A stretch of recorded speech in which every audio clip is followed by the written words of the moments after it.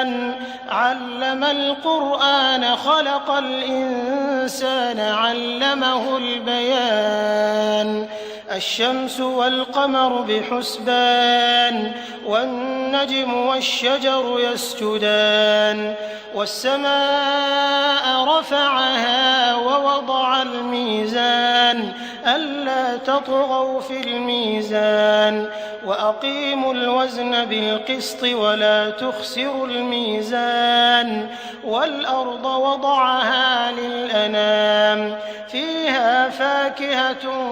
والنخل ذات الأكمام والحب ذو العصف والريحان فبأي